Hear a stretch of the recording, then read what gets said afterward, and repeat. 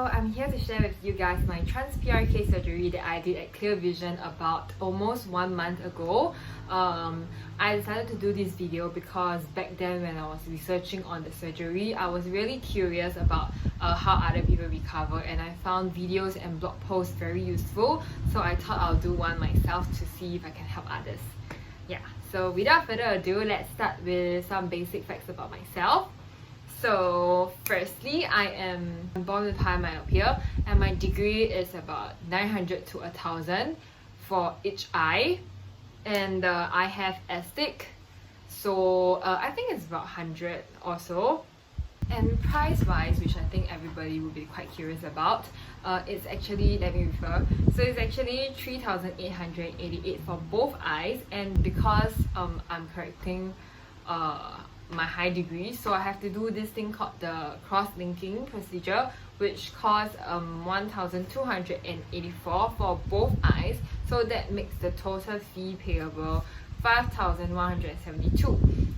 This is also inclusive of 1 month's post review, so subsequently all post-op medication and doctor's consultation will be chargeable. Yep. So basically when you visit them, they will actually give you these important notes to read paper, as well as some books written by Dr. Tony Ho. So you can bring it back and then you can have a read through before you come to a conclusion whether you wish to do the surgery or not.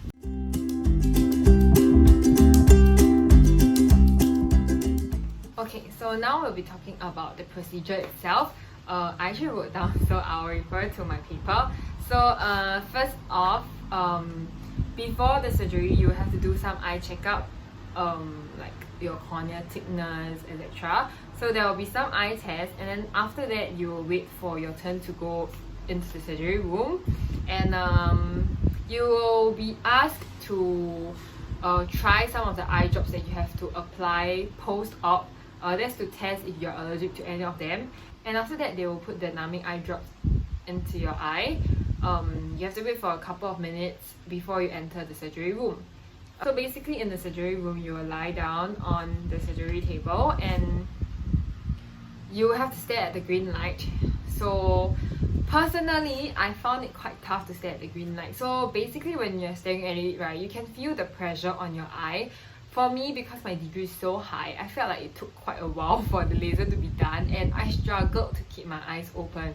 The doctor kept telling me like, keep your eyes open, your eyeballs are shivering. Yeah, I guess I was very, very nervous. And then as you stare at the green light, the green shape changes, so it's quite difficult to stay focused. But yeah, the doctor will just hold your head, and then your eyelids actually have this clamp thing, so you'll be fine. Yeah. So a lot of people actually asked me if I did smell the burning smell when I was doing my surgery, and yes, I did. I smell like the burning smell, but it's normal because they are actually removing the topmost layer and trying to shape your cornea with the laser, so that's why there's the burning smell.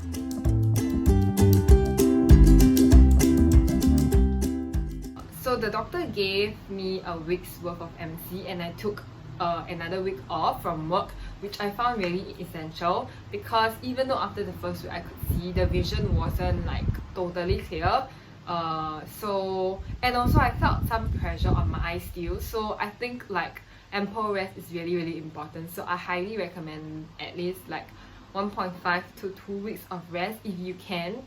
As much as possible, try to rest more. So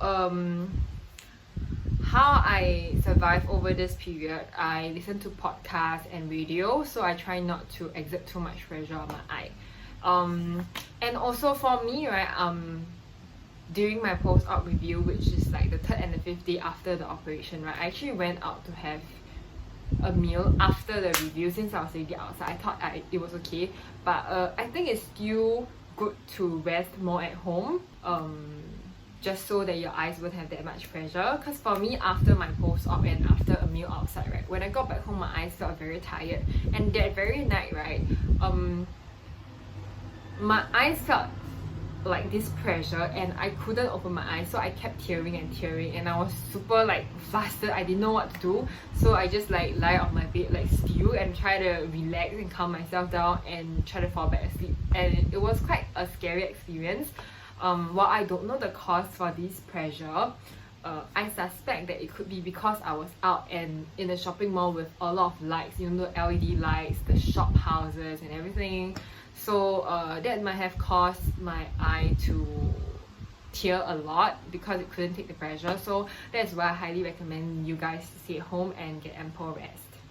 For me, my vision was more or less clear by the second week. Yeah, but somehow when I was back in the office in the third week, my vision was very blur when I was using my desktop in the office. But when I was at home and using my laptop, it's okay. So I don't know why. It could be because the aircon is too dry in office, or yeah, just sharing so you guys can roughly know. Alright, so that's all for my short video. I hope you found it informative.